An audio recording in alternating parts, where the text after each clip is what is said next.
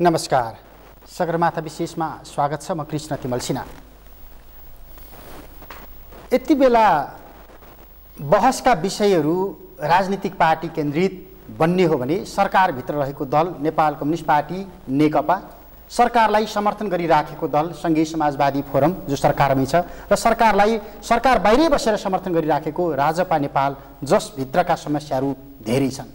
सरकार बाहिर रहेको नेपालको संसदीय अभ्यासमा लामो अनुभव बटुलेको नेपाली कांग्रेस जो सङ्घीय संसदमा र प्रदेश सभाहरूमा प्रमुख प्रतिपक्षको भूमिकामा छ। नेपाली कांग्रेस पछिल्लो प्रदेश र प्रतिनिधि सभा सदस्यको निर्वाचनको परिणाम पछाडि जुन रूपमा पराजित मानसिकताबाट गुज्रिराखेको छ भनेर टीका टिप्पणी भइराखेको थियो। पछिल्लो पटक सम्पन्न भएको महासमितिको बृहत बैठक जुन लामो समयसम्म चल्यो, त्यो बैठक पछाडि नेपाली कांग्रेस पक्कै तङ्ग्रिएको छ। अब सङ्घीय संसद, प्रदेश सभा अनि गाउँ-गाउँमा नेपाली कांग्रेसको त्यही खालको भूमिका देखिन्छ भन्ने अपेक्षा एकाथरीले गरेका थिए। समग्रमा नेपाली कांग्रेसको पछिल्लो महासमितिको बैठक पछाडिको नेपाली कांग्रेस अनि नेपालको समग्र राष्ट्रिय राजनीति केन्द्रित संवादमा नेपाली कांग्रेसका युवा नेता लोकेश ढकाल आज हामीसँग हुनुहुन्छ। स्वागत छ यहाँलाई। नमस्कार, धन्यवाद। अब महासमितिकै बैठकबाट सुरु गरौँ। आफ्नै पार्टीको कुरा, महासमितिको बैठक हुँदै भएन, महासमितिको बैठक नेतृत्वले गर्नै चाहेन, यो महासमितिको बैठक भइदिएको भए के किन हुन्थ्यो नेपाली कांग्रेसको पार्टी जीवनमा भनेर यहाँले हाम्रो यही बसाइमा धेरै पटक हामीले मन्थन पनि गऱ्यौँ। केही भयो? महासमितिको बैठक सकियो अब नेपाली कांग्रेसको? होइन, महासमितिको बैठकबाट म धेरै आशावादी थिइनँ। म कुनै पनि मिडिया महासमिति बैठक एउटा पार्टीको जीवनमा नियमित रूपमा हुनुपर्ने बैठक हो। केन्द्रीय समितिको बैठक बस्छ, विभागहरूको बैठक बस्छ, जिल्ला कार्य समिति बैठक बस्छ, महासमिति बस्छ, त्योभन्दा माथि महाधिवेशन बस्छ। विधानमा निश्चित एउटा विधि र प्रक्रिया छ। विधानअनुसार प्रत्येक 1 वर्षमा बस्नु पर्ने महासमिति बैठक 6 वर्षमा एकचोटि बस्यो। 13औं महाधिवेशन पछि पनि हामी 14औं महाधिवेशन सम्मुख आइपुग्दा यति बेलासम्म चाहिँ 3टा महाधिवेशन भइसक्नु पर्थ्यो, जम्मा एउटा महासमिति बैठक बस्यो। यो रेगुलर बस्न पर्ने कुरा हो। यो ठुलो यो हेभोक क्रिएट गर्न पर्ने विषय नै होइन। यो आयो चाहिँ केही परिवर्तन, जस्तो नगरवासीको त्यो महासमितिको बैठक पछि 69 सालमा अर्को महासमिति बैठक हो। त्रिवेणी धाममा भएको महासमिति बैठक पछि 5 वर्षपछि यो महासमिति बैठक बसेको छ। यो महासमितिको बैठकबाट 2टा कुरा भए। एउटा त आवधिक रूपमा बस्नुपर्ने देशको संविधान अनुसार देश सङ्घीय संरचनामा गइसकेको अवस्थामा काङ्ग्रेसको आन्तरिक सङ्गठन सङ्घीय ढाँचामा रूपान्तरण भइसकेको थिएन र त्यस अनुरूप चाहिँ नि पार्टीको सङ्गठनलाई सङ्घीय ढाँचामा लैजाने गरी विधानलाई यसले संशोधन गर्यो। केही राजनीतिक प्रस्ताव, केही आर्थिक प्रस्ताव, रेगुलर यी कामहरू भए। एउटा पक्ष यो हो भने दोस्रो पक्ष चाहिँ नि नेपाली राजनीतिमा मात्रै होइन, नेपालको राष्ट्रिय जीवनमा नै अत्यन्त नै महत्त्वपूर्ण विषय जुन संविधान निर्माण गर्दा हामीले आलो काँचो तरिकाले हाम्रो देशको डाइनामिक्स, यहाँको राष्ट्रियता, यहाँको धर्म, संस्कृति, यी सबै कुराहरूलाई हामीले परवाह नै नगरी र आम जनताको चासोको विषयमा जनताको मतको कदरै नगरिकन देशलाई विदेशीको लहैमा जबरजस्त रूपमा चाहिँ धर्मनिरपेक्ष राष्ट्र घोषणा गरिएको थियो। काङ्ग्रेसको महासमिति बैठकमा बहुमत सदस्यहरूले देश वैदिक सनातन धर्म संस्कृति अनुसारको हिन्दू राज्यमा जानुपर्छ भनेर बहुमत सदस्यहरूले, त्यसमा सबै जाति, सबै धर्म, सबै क्षेत्रका हिमालदेखि तराईसम्मका, पूर्वदेखि पश्चिमसम्मका महासमिति सदस्यहरू, त्यसमा मुसलमान समुदायका पनि हुन्छ, बुद्धिस्टहरू पनि हुन्छ, परम्परागत हिन्दूहरू पनि हुन्छ, प्रकृतिलाई मान्ने प्रकृतिका पूजकहरू पनि हुन्छ। सबैले यो चाहिँ यसले गर्दा राष्ट्रियता कमजोर भयो, देशमाथि देश क्रिस्चियनाइजेसनको बाटोमा गयो, त्यस कारण राष्ट्रिय सङ्कटमा छ, काङ्ग्रेसले यो बाटोमा जानुपर्छ भनेर जबरजस्त रूपमा राख्यो। हामीले त्यो भनिरहँदा लिखित रूपमा राख्यौँ। काङ्ग्रेसको महासमिति बैठक त्यसलाई सम्बोधन गर्छ भन्ने हामीलाई विश्वास थिएन, तथापि पनि यसले जबरजस्त रूपमा देशको राष्ट्रिय मुद्दा यो हो भन्ने कुरालाई स्थापित गर्यो।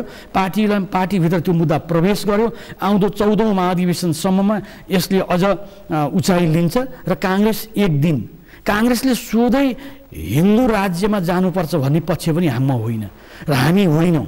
तर काङ्ग्रेसले यो मुद्दालाई व्यापक जनचासोको विषय भएको हुनाले आम जनताको मतलाई स्वीकार गर्नुपर्छ, जनताले जे फैसला गर्छ त्यो मान्न हामी जस्तो डेमोक्रेट तयार हुनुपर्छ। यो दुईटा दृष्टिकोणले काङ्ग्रेसको महासमिति बैठक सफल भयो, एउटा उत्साहजनक रूपमा भयो भनेर लिन सकिन्छ र आम जनताले अब सङ्गठन यो अनुसारको पार्टीका ढाँचाहरूलाई यो महासमिति बैठकले गरेको जुन निर्णय छ, विशेष सङ्घीयतामा हाम्रो अहिलेसम्म प्रदेश संसद छैन, प्रदेशको चाहिँ पार्टीको समिति छैन होइन, जसले गर्दा हिजो तर्दतरमा भए पनि पार्टीका समितिहरू गठन गर्न सकिन्थ्यो, अन्य राजनीतिक दलले गरे।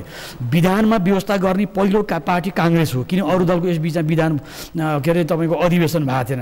हाम्रो पहिलो अधिवेशन भयो संविधान निर्माणपछि। तर तदर्थ रूपमा भए पनि संविधानले व्यवस्था गरेको छ, पार्टी ढाँचामा काङ्ग्रेसले लान सक्थ्यो, हामीले गरेन, जसको कारणले स्थानीय तहको निर्वाचन र त्यसै गरी प्रदेश र संसदको निर्वाचनमा काङ्ग्रेसलाई नोक्सान भयो। त्यसका धेरै विषयमा अहिले जानु पर्यो, धेरै अगाडि पनि तपाईँले यसो भन्दै गर्दा नेपाली कङ्ग्रेस पछिल्लो संविधान सभाबाट जारी भएको संविधान नेपाली कङ्ग्रेसको अगुवाईमा जारी भएको भनेर स्वामित्व लिनुभयो तपाईँहरूले है? होइन, नेपाली कङ्ग्रेसको मात्र यो नेपाली कङ्ग्रेसमाथि अहिले अर्को आरोप लाग्यो। अब यदि संविधानमाथि कोही कसैबाट खतरा छ भने नेपाली कङ्ग्रेसबाट खतरा छ। नेपाली कङ्ग्रेसले संविधानमा बन्दोबस्त गरेका विषयको औचित्यमाथि प्रश्न उठाउन थाल्यो। होइन, यो देशमा संविधान यो चाहिँ 6औं संविधान हो होइन। राणाकालदेखि 7 सालको परिवर्तनदेखि 15 सालको संविधान, 19 सालको संविधान होइन, 2037 को संविधान, 2047 को संविधान गरेर यो चाहिँ जनताले निरन्तर रूपमा संविधान प्राप्त गरेका छन्। संविधान बन्ने च्यातिने क्रम चलिरहेको छ। यो संविधान सभाले संविधान बनायो भने हामी ठुलो भ्रममा छौँ। संविधान सभाले संविधान आम नेपाली जनताले भोट हालेर संविधान सभा चाहिँ गठन गरेको हो। तर संविधान सभाले नेपाली जनताको एस्पिरेसन चाहना बमोजिम जनताको भावना अनुसार संविधान बनेन। 2-4 जना नेताहरूको सहमतिमा र विदेशीहरूको पनि प्रभावमा यो संविधान बन्यो। त्यस कारणले जनता धर्मनिरपेक्षको पक्षमा जानको लागि जनतासँग सोधिएन। यो देशमा सङ्घीयता आवश्यक थियो कि थिएन त्यो पनि सोधिएन। यो देशमा गणतन्त्र पनि आवश्यक के राज संस्था ठिक छ, म त गणतन्त्रवादी हुँ, तर गणतन्त्र देशमा क्रान्ति गरेर गणतन्त्र आएको त होइन नि। तपाईँको चाहिँ वैशाख 11 गते संसद पुनर्बहाली भयो। त्यो पुनर्बहाली भएको संसद पुनर्बहाली महाराजराजको हुकुमबाट भएको हो। जनताको हाम्रो नेपाली कङ्ग्रेसका नेता त्यसमा आन्दोलन कमान्डर थिए गिरिजाप्रसाद कोइराला, त्यो मुद्दा उठाइरहँदा अहिलेका प्रधानमन्त्री त्यस बेलामा यो संसद पुनर्बहालीको विरुद्धमा थिए। संसद पुनर्बहालीको माग गर्नु भनेको बैलगाडामा चढ अमेरिका पुगिन्छ, झोलामा हात्ती छिर्छ भनेर व्यङ्ग्य गर्थे। संसद पुनर्बहाली भयो। तर त्यही संसदले जेठ 4 गते चाहिँ जुन हामीले म्याग्नाका ठुलो घोषणा गऱ्यौँ, त्यो बेलासम्म त अब आइन्दा राज संस्थाको उत्तराधिकारी छोरा मात्रै होइन, छोरी पनि, ज्येष्ठ छोरी पनि हुन सक्ने भनेर व्यवस्था त्यस बेला समेत भएको छ भने त्यसपछि कहाँ आन्दोलन भएको छ र पनि यहाँ जम्मै कन्स्पिरेसीबाट संविधान बन्यो। त्यस कारणले यो संविधानले लङ लास्टिङ नहुन सक्छ। संविधानमा आमूल परिवर्तन गर्ने हो भने, संविधानमा व्यापक संशोधन गर्ने हो भने केवल मधेसका मुद्दाको मात्रै संशोधन होइन, धर्मनिरपेक्ष र सापेक्षतामा त त्यसै गरी तपाईँको चाहिँ सङ्घीयता आवश्यकता हो कि होइन, गणतन्त्र यो देशका आवश्यकता हो कि होइन, यी सबै मुद्दामा जनताले मत जाहेर गर्न पाउनुपर्छ। परिवर्तनका नाममा अथवा मुद्दाहरू स्थापित गर्ने, एजेन्डाहरू स्थापित गर्ने, व्यवस्था परिवर्तन गर्ने अथवा प्रणाली स्थापित गर्ने मामिलामा यदि कसैले बेइमानी गरेको रहेछ भने त नेपाली कङ्ग्रेसले बेइमानी गर्यो होइन, काङ्ग्रेसको नेतृत्वले बेइमानी गर्यो। नेपाली कङ्ग्रेस पार्टीको नेतृत्वमा शान्ति प्रक्रिया पनि भयो, संविधान निर्माण पनि भयो, त्यसमा कुनै सन्देह छैन। काङ्ग्रेस सबभन्दा जेठो पार्टी, ठुलो पार्टी, ऐतिहासिक पार्टी। काङ्ग्रेसले जति पनि सबैको चाहिँ यो मुलुकको डेमोक्रेटिक आन्दोलनको प्रथम अथोरिटी बोकेका पार्टी हो, त्यसमा कुनै सन्देह छैन, सबैले स्वीकार्छन्। तर यसबीचमा राम्रा काम पनि काङ्ग्रेसले गरेको छ र नराम्रो कामको पनि काङ्ग्रेसले जिम्मेवारी लिनुपर्छ। हामीले पछिल्लो महासमिति बैठकमा पनि यो मुद्दालाई उठायौँ। संविधान निर्माणको स्वामित्व केवल काङ्ग्रेसले मात्र लिने होइन, त्यो बेला 7 राजनीतिक दल, माओवादी सहित सबैको आम नेपाली जनताको प्रतिनिधित्व त्यहाँ भएको छ भनेपछि अन्य साना राजनीतिक दलहरूको पनि प्रतिनिधित्व भएको छ। संविधान निर्माण पनि नभएको भए, यही संविधानको डकुमेन्ट पनि नबनेको भए त्यस बेला फेरि देश नयाँ खालको विद्रोहमा जान सक्थ्यो, एउटा सेफ ल्यान्डिङलाई तत्कालको लागि गयो। तर यो संविधान को स्वामित्व काङ्ग्रेसले मात्र लिएर गौरव गर्ने होइन कि यो संविधानलाई स्वामित्व पनि लिने र यसमा जनताको भावना अनुसारको अब संविधानलाई परिवर्तन गर्न काङ्ग्रेसले हिम्मत देखाउनुपर्छ। संविधान लेख्नको लागि नेपाली कांग्रेसको नेतृत्वमा त्यो इच्छा शक्ति भइदिएको भए कसले रोक्थ्यो, कुन तागतले रोक्थ्यो तपाईँहरूलाई? होइन, नेपाली कांग्रेस अघिल्लो संविधान सभाभन्दा पछिसम्म लार्जेस्ट पार्टी थियो। शान्ति प्रक्रियाको नेतृत्व लिएको गिरिजाप्रसाद कोइराला त्यो चाहिँ विशेष गरेर जेठ 4 गतेको घोषणामा गिरिजाप्रसाद कोइरालाले अडान लिन सक्नुहुन्थ्यो। उहाँले पछिल्लो गएर कसरी भयो, गल्ती भयो भनेर हामीसँगै भन्नुभएको छ। पटक पटक उहाँले गल्ती भयो भन्नुभएको छ। मध्यराजमा कागजमा सही गर्ने कृष्ण सिटौला र प्रचण्डले लिएर गएको कागजमा सही गर्ने, तर भोलिपल्ट हामीहरू जस्ता मान्छेहरू फेरि जाँदा गल्ती भयो भन्ने प्रवृत्ति थियो। त्यस कारणले हामीबाट गल्ती भएको थिएन भनेर भन्दिनँ। विभिन्न षड्यन्त्र, विभिन्न आवडमा यो सबै राजनीतिक डेभलपमेन्टहरू भए। खालि भन्न चाहिँ सबै कुरो नेम अफ दि पिपुल भन्छ, जनताको चाहना अनुसार अनि जनआन्दोलनको भावना अनुसार। तर जनआन्दोलनको भावना चाहिँ के थियो भन्ने कुराको चाहिँ हामीले अमूर्त रूपमा आफआफ्नो नेताको अनुकूलमा व्याख्या गर्दै गयौँ र त्यो प्रिभिलेज गर्ने काम, त्यो हावी हुने काम चाहिँ संविधान निर्माण गर्दाखेरि पनि त्यो भएको छ। त्यस कारणले भोलिका दिनमा नेपाली अघि नै मैले एउटा प्रसङ्ग तपाईँलाई मैले भने, एकजना नेताले भनेको प्रसङ्गमा मैले भने हिजोका दिनमा एउटा विषयवस्तुमा चाहिँ एउटा सहमति हुनसक्छ, तर राजनीतिमा त बिस्तारै राजनीतिमा चाहिँ फेरि विभिन्न चाहिँ डाइनामिक्सहरू चेन्ज हुँदै जान्छन्। त्यो परिस्थितिमा सबभन्दा पहिला राजनीतिक दलले मेरो सत्ता स्वार्थ, मेरो दलको स्वार्थभन्दा पनि देश प्रेम र विवेक बोल्न थालेको दिनमा राजनीति सबै ठिक हुन्छ। अहिले विवेक बोलेको छैन होइन, पछिल्ला क्रममा राजनीति नेताहरूको अभिव्यक्ति, त्यसै गरी सरकार सञ्चालनको शैली, प्रधानमन्त्रीको अभिव्यक्ति, यी सबैलाई हेर्ने हो भने पनि नेपालको राजनीति इतिहासमा यति राजनीति व्यवस्थाप्रति भन्दा पनि नेताप्रति र दलप्रति चाहिँ यति चरम निराशा। पञ्चायत व्यवस्थामा पनि पञ्चायत व्यवस्था विरुद्ध लडियो, तर समग्रमा देशप्रति चिन्ता त्यस बेला यति थिएन। व्यवस्था परिवर्तनप्रति मात्रै चिन्ता थियो, तर अहिले राष्ट्रियताप्रति र देशको खतराप्रति चाहिँ दिनदिनै तपाईँको चाहिँ लेखहरू त्यस किसिमको आइरहेको छ। बुद्धिजीवीहरूको पुस्तकहरू आइरहेको छ होइन। भर्खरै तपाईँको युवराज शङ्करजीको पुस्तक निश्चय मैले सबै पढ्न पाएको छैन। नेपालको राष्ट्रियता, तपाईँको सुरक्षाको सवालमा धेरै गम्भीर प्रश्नहरू हिजोका देखि भविष्यका आशंकाहरूसम्म डरलाग्दो पिक्चरै त्यहाँ गरिएको छ। यो स्थितिमा नेपाली राजनीतिले विशेष गरेर राजनीतिक दलले सिङ्गो देशको लागि सफल रूपमा चाहिँ खालि हामीले अधिकारको कुरा, डेमोक्रेसीको कुरा मात्रै गरेर भएन कि देशको राष्ट्रियतालाई, देशको अखण्डतालाई जोगाउनको लागि राजनीतिक दल, यी दलका नेताहरू कति सफल हुन्छन्, कति जिम्मेवार हुन्छन् भन्ने कुरो अहिले पेचिलो रूपमा उठेको छ। यस सन्दर्भमा मात्रै चाहिँ देशको भविष्यप्रति मान्छेले चिन्ता व्यक्त गरिरहेको अवस्था छ। अब जस्तो तपाईँले औपचारिक अनौपचारिक संवादका क्रममा पनि कतिपय प्रसङ्गहरू भन्नुभयो, अघि हामी अनौपचारिक बस्दै गर्दा तपाईँले जतिसुकै लोकप्रिय कथा लेखे पनि 46 सालको परिवर्तन पछाडि 47 सालमा विश्वको सर्वोत्कृष्ट संविधान भनेर हामीले एउटा कथा लेख्यौँ। केहीले कागजको खोस्टो भने, केहीले सर्वोत्कृष्ट भने, केहीले अपरिवर्तनीय यो दस्तावेज हो, परिवर्तन हुन सक्दैन भने। तर त्यो प्रणालीलाई व्यवस्थित गर्नको लागि लेखिएको संविधान हामीले कति वर्ष थ्याक्न सक्यौँ? मुस्किलले 6 वर्ष। 52 सालमा नेपाली कांग्रेसको त्यो उचाइ कहाँ पुग्यो, राजनीतिक पार्टीहरूको उचाइ कहाँ पुग्यो, सदरमुकाम केन्द्रित भयो, काठमाडौँ केन्द्रित भयो, हुँदा नागार्जुन र नारायणगढी दरबारमा केन्द्रित हुन पुग्यो।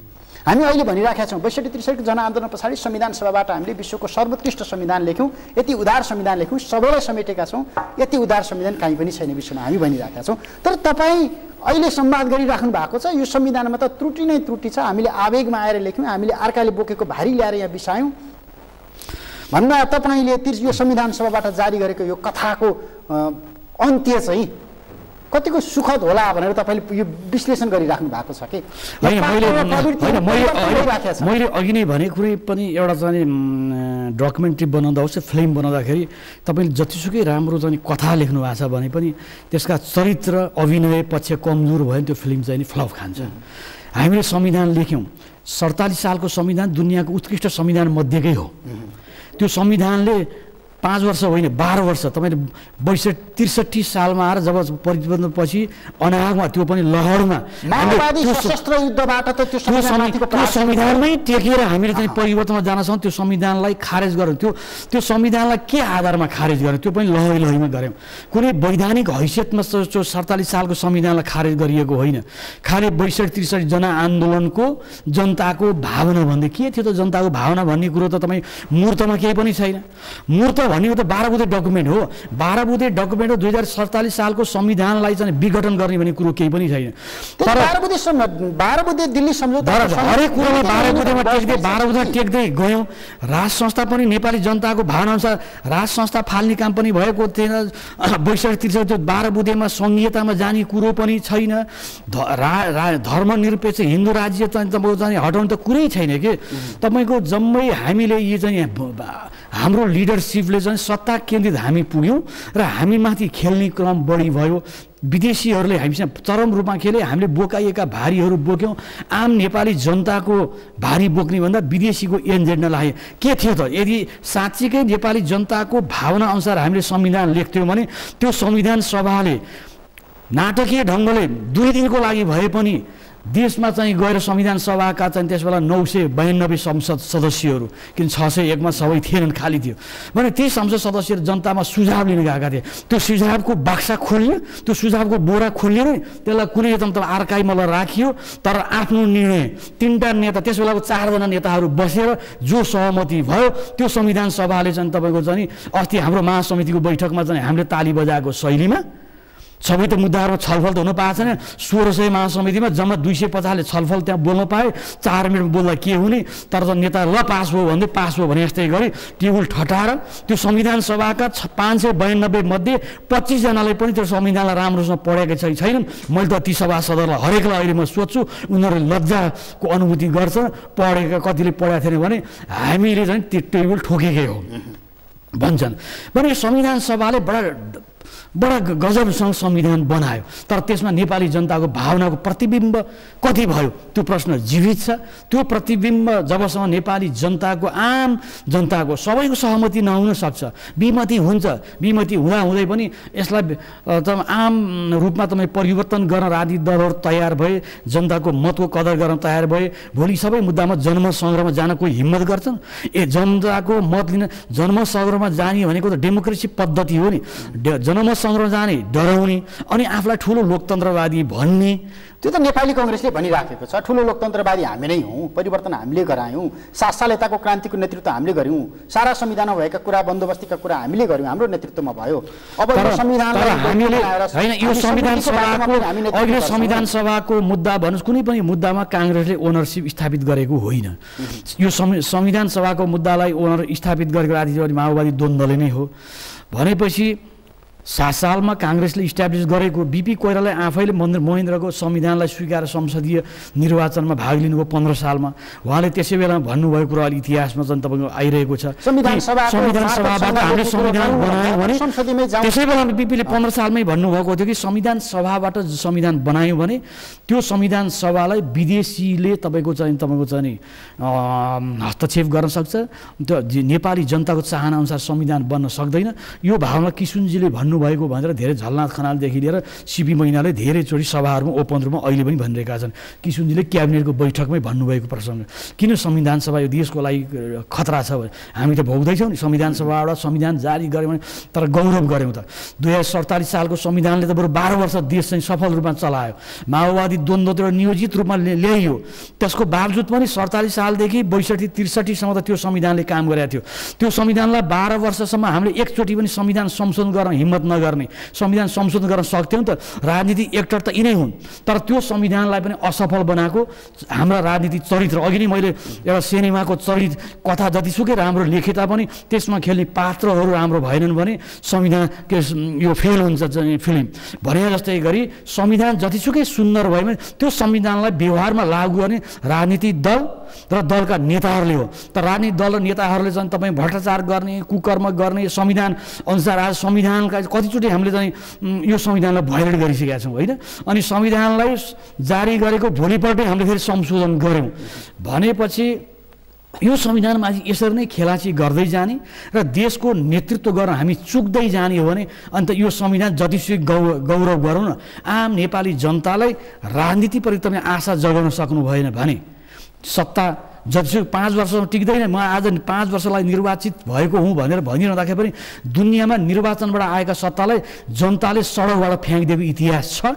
आज त 1 वर्ष पुग्दैछ, तर इतिहासमा यति छोटो अवधिमा सरकार 2/3 मेजोरिटीको समर्थन भएको सरकार यति अलोकप्रिय, जनतामा यति निराशा पैदा गरेको छ। यो अवस्थामा सरकारले बेलैमा सचिएन, आम नेपाली जनतामा आकाङ्क्षा र सरकारले केही गर्दैछ भने महसुस दिलाउन सकेन भने जनता एक दिन उठ्छन्। त्यही जनताले राजनीतिक काङ्ग्रेसले सकेन भने पनि काङ्ग्रेसप्रति आलोचना छ नि, प्रतिपक्ष पनि कता छ, प्रतिपक्षले भूमिका निर्वाह गरेन, सडकमा पनि देखिएन, संसदमा पनि देखिएन भने आलोचना छ। महासमितिको बैठकपछि अलिअलि देखिन थालेछ, हिजो संसदमा पनि अलिअलि उफ्रिएको देखियो, है देखियो नि, गगन थापा समेत पछाडि बेन्चबाट अगाडि उफ्रेर आएको देखियो, सबैजना घरा गुरु संसदमा काङ्ग्रेस उपस्थिति। र मेरो सभापतिले पनि अघिल्लो यो संविधान सभा यो अहिलेको संसदको पछिल्लो बैठकको समापनमा प्रतिपक्षी दलको भूमिका माधव नेपालले निर्वाह गरौँ, त्यो ठाउँमा शेरबहादुर हुनु पर्थ्यो भनेर हामी नै भनिरहेको छौँ। तर यो अहिले संसदको सुरुवातको दिनको सेसनमा मेरो नेताले अलि बुझिने गरी अलि देशका मुद्दालाई अलि जोरदार रूपमा राख्नु भयो। अब काङ्ग्रेस प्रतिपक्षमा पनि अलिकति संसदमा पनि देखिन थाल्यो। अब काङ्ग्रेस सुध्रिन्छ कि भन्ने अपेक्षा छ, तर म धेरै आशावादी, किन काङ्ग्रेसको संसदमा उपस्थिति नै कमजोर छ, जम्मा 63 सिट छ। यो स्थितिमा अहिले नै काङ्ग्रेस लिड गर्न सक्ने स्थिति छैन, किन झन्डै 2/3 त उहाँहरूले ओगटेर बस्नु भएको छ। त्यो 2/3 ओगटेर बसेर कि 2/3 छिन्न भिन्न भएर त्यसमा विघटन भयो र नयाँ किसिमको संरचना बन्यो भने फेरि नयाँ सरकार बन्ला र त्यसले केही समय जनतालाई फेरि लिएर जान सक्ता। तर अहिले सरकारको पार्टी सभापति भइहाल्नुहुन्छ, म फेरि पनि 3 चोटि प्रधानमन्त्री हुन्छु होइन। अब राजनीतिमा अब के छ, जतिसुकै अलोकप्रियता नेता जतिसुकै अलोकप्रिय भए पनि काङ्ग्रेस नेता उहाँ नै हुन्छ, संसदको नेता उहाँ नै हुनुहुन्छ, होइन कि काङ्ग्रेसले प्रमुख सभापति शेरबहादुर देउवालाई त 14औं महाधिवेशनभन्दा अगाडि चेन्ज गर्न सक्ने स्थिति रहेन, सामर्थ्य हाम्रा महाधिवेशन प्रतिनिधिमा देखिएन, महासमिति बैठकबाट त्यो देखियो। विधानले त व्यवस्था गराएको छ, सभालाई बिचैमा पनि विशेष महाधिवेशन बोलाएर तपाईँ सभापतिलाई हटाउन सक्ने व्यवस्था त छ, तर त्यो सामर्थ्य अहिलेको महाधिवेशन प्रतिनिधिमा छैन। त्यो स्थितिमा 14औं महाधिवेशन नभइकन काङ्ग्रेसको नेतृत्व परिवर्तन हुन सक्दैन। तर संसद दलको नेता परिवर्तन गर्ने सम्भावना रहन्छ, त्यो चाहिँ तपाईँको चाहिँ संसदले गर्ने हो। त्यो सम्भावना यदि भयो भने त अर्को व्यक्ति पनि शेरबहादुर प्रधानमन्त्री हुन्छ भन्ने छैन। तथापि अहिलेको चाहिँ सरकारको कोलिसनमा विघटन भयो भने यो माओवादी र नेकपा यस्तो भिन्न भिन्न दुईटा डाइनामिक्सका पार्टीहरू मिलेर केवल प्रचण्ड र ओलीको राजनीतिक स्वार्थमा यो गठबन्धन बनेको छ। त्यहाँभित्र समूल रूपमा एकीकरण पनि भइसकेको अवस्था छैन। त्यहाँ धेरै समस्याहरू, सफोकेसनहरू अहिले देखिएको छ। चाहे त्यो अहिले पछिल्लो पटकको चाहिँ स्थायी समितिको बैठकमा पनि देखियो, त्यो युनिफिकेसन चर्चको सम्मेलन सन्दर्भदेखि लिएर त्यो विषयमा नेताहरूको बिचमा जुन स्तरमा भित्र तल्लो स्तरमा छलफल भयो, कम्युनिस्ट पार्टी भएको कति कुरो बाहिर आयो, कति कुरो बाहिर आएर मिडियाले कति पाउनुभयो, तर हामी त्यहाँ साथीहरूसँग बिचमा छलफल गर्न धेरै त्यहाँ समस्या छ। भोलि विखण्डन हुने सम्भावना पनि त्यति छ। तर ओलीको विकल्पमा फेरि त्यो अब को लिडरसिप त प्रधानमन्त्री हुने भन्ने ठुलो समस्या जीवित रहेको कारणले पनि त्यो नेपाली काङ्ग्रेसले संसदीय दलको नेता चाहिँ फेरिदियो भने त्यो सम्भावना रहन्छ र नेपाली काङ्ग्रेसको त्यो संसदीय दलको नेताले त्यो परिस्थितिलाई टेकओभर गर्न सक्छ भन्ने यहाँको आकलन। नेपाली जनताले अलिकति आशा गर्न सक्ने, अलिकति नयाँ आम जनतामा आशा भर्न सक्ने, काङ्ग्रेस जनमा पनि आशा भर्न सक्ने, आम नेपाली जनतालाई आशा भर्न सक्ने एउटा चाहिँ संसद दलको नेता परिवर्तन हुन सक्यो भने अहिलेको चाहिँ सरकारको गठबन्धन भत्किने सम्भावना प्रबल छ। अब जस्तो नेपाली काङ्ग्रेसको चरित्र, समग्र राजनीति पार्टीको चरित्र, हामीले स्थापित गरेको व्यवस्था प्रणालीमाथिको बढिराखेको असन्तुष्टि र वितृष्णा केलाउँदै गर्दाखेरि राजनीतिमा कुनै पनि शक्ति केन्द्रको त्यो चाम हुन्छ नि, अप डाउन 62-63 को जनआन्दोलन अगाडि गिरिजाप्रसाद कोइरालाको पृष्ठभूमि, समग्र राजनीतिमा पाएको ख्याति अथवा बदनामी ती सबै केलाउँदै जाँदा 62-63 को जनआन्दोलन पछाडि जब हामीले संविधान सभाबाट संविधान जारी गर्ने सन्दर्भमा औपचारिक रूपमै राज संस्था विदा गऱ्यौँ, त्यो कालखण्डमा उभिएर नारायण हिटीलाई हेर्दै गर्दा र आजको दिनमा उभिएर त्यो नारायण हिटीलाई हेर्दै गर्दा तपाईँले शक्ति सन्तुलनका हिसाबले केही त्यस्ता सम्भावनाहरू त्यता देखिराख्नु भएको छ र तपाईँले यो जनमत सङ्ग्रहका कुरा अथवा यो बोकाइएका एजेन्डाका कुरा भनिराख्नु भएको छ? मैले लामो यो 12-13 वर्षको राजनीतिक परिस्थितिको समग्र सूक्ष्म हामीसँग समय थोरै छ मूल्याङ्कन गरिरहँदाखेरि आम नेपाली जनतामा तत्कालको फ्रेस इस्युमा आफ्नो धारणा राख्ने पुराना कुरालाई बिर्सँदै जाने होइन। गिरिजाप्रसाद कोइराला त्यति अलोकप्रिय हुनुहुन्थ्यो, ज्ञानेन्द्र सत्ता टेक ओभर गरे, माघ 19 को लगतै नेपाली जनता सडकमा उत्रेनन्, राजनीतिक दलले आन्दोलनको कार्यक्रमसम्म दिन सकेका थिएनन्।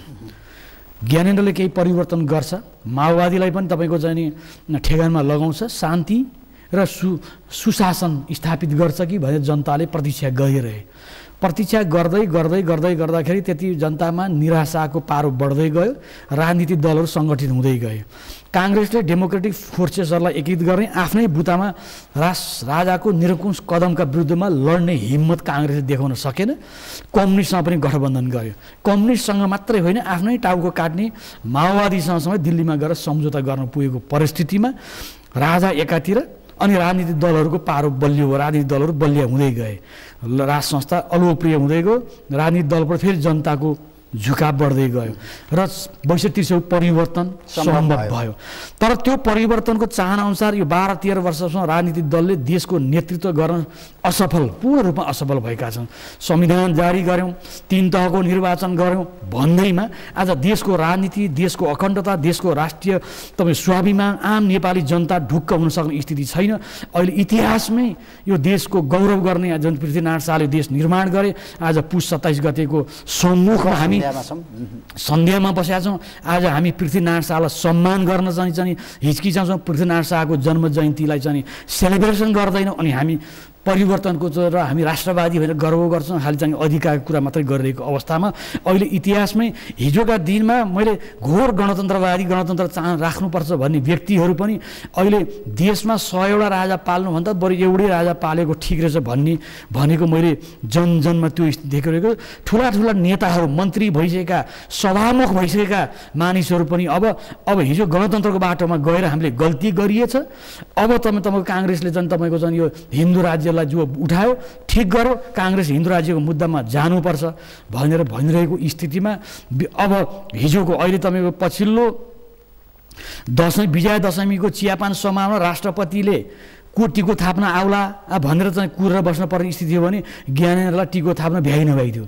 ज्ञानेन्द्रका भिजिटहरूमा जिल्ला आज त्यत्रा मास जुटिरहेको छ भने हाम्रा प्रचण्ड र नेताहरू त माला लगाएर त कार्यकर्ताबाट नियोजित गलाभरिको त्यो घाँटी नै पुर्ने गरी आँखा नै छोप्ने गरी माला त लगाउँछन्, तर चाहिँ आम नेपाली जनता चाहिँ अहिले विश्वास चाहिँ बिस्तारै गुम्दै गएको अवस्था छ। भनेपछि यो अलोकप्रियताको लाभ चाहिँ त्यो कुनै कालखण्डमा अलोकप्रिय ठनिएको संस्थाले फेरि उनले राम्रो काम गरेर होइन कि मैले भने गिरिजाप्रसाद कोइरालाको त्यत्रो आलोचना थियो, राज संस्थाले राम्रो गर्न सकेको अवस्थामा फेरि गिरिजाप्रसाद हिजो खलनायकको रूपमा परिणत हुँदै गरे। गिरिजाप्रसाद महानायक भए, क्रान्तिका महानायक भए भने अब अहिले पछिल्लो क्रममा फेरि यो 10-12 वर्षमा राजनीतिक दल देशको नेतृत्व गर्न असफल हुँदै देशलाई चाहिँ असफल हुन, देशको राष्ट्रियतालाई कमजोर हुन, विदेशीहरूको चलखेल यति व्यापक छ होइन। अहिले विगतमा भन्दा पनि पञ्चायतकालमा भन्दै विदेशीहरूको चलखेल अलिक बढी छ भने देश सङ्कटतर्फ उन्मुख भइरहेको अवस्थामा जनतामा निराशा बढेको छ। त्यो स्थितिमा जनताको निराशा भनेको राजनीतिक दल र दलको नेतृत्वप्रति नै हो।